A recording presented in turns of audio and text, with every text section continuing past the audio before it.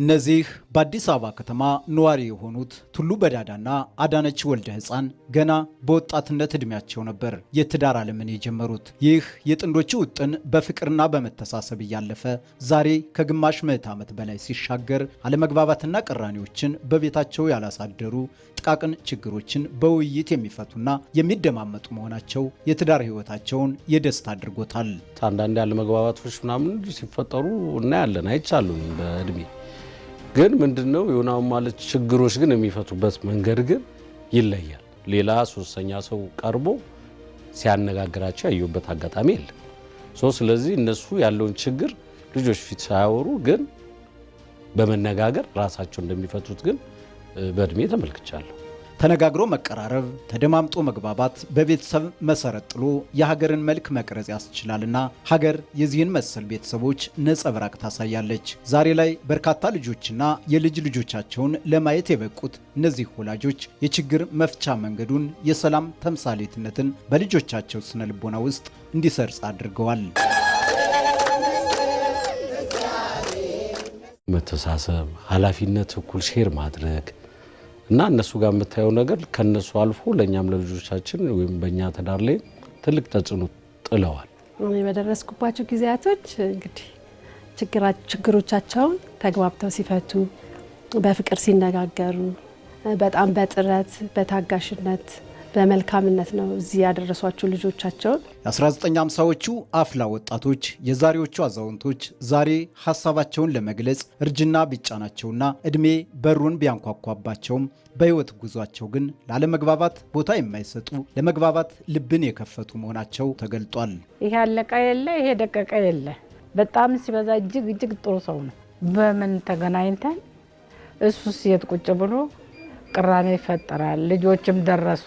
ጥሩ ኑሮ ጥሩ ህይወት ነበር የምንኖረው። ልጆቹም ጎበዞች ናቸው፣ ጥሩ ደረጃ ላይ ደረሱ። እኔ ለመናገርም በጣም ቃላት ያጥረኛል።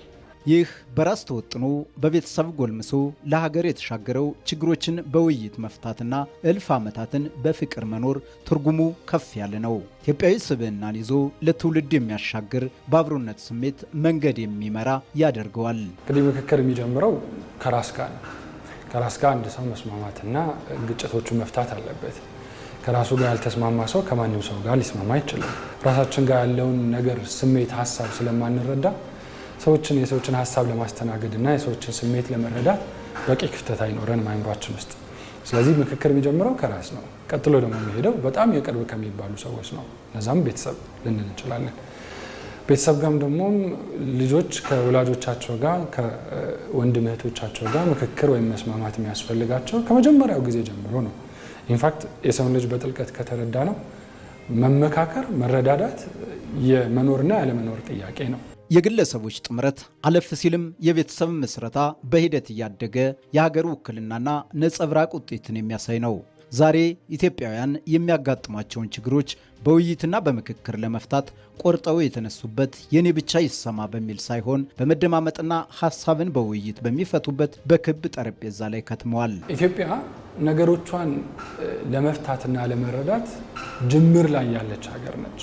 ብዙ ነገሮች በየቦታው ወዳድቀውብን እነዛን ነገር ለመረዳት እና ሰብስቦ ተመሳሳይ ለሁላችን የሚያስማማ ነገር ፊገር አውት ለማድረግ ወይም ለማየት ለመለየት እየሞከረን ያለንበት ወቅት ነው። አይደለም በእንደዚህ አይነት ሁኔታ ላይ ያለች ሀገር አይደለችም እና በጣም ያደጉ የበለጸጉ ማህበረሰባቸውን በጣም በጥሩ ሁኔታ የገነቡ አገራት እንኳን መመካከርን ያቆሙ ለታ መውረድ ይጀምራሉ። ስለዚህ ኢትዮጵያም ልክ እንደ ቤተሰብ ነች።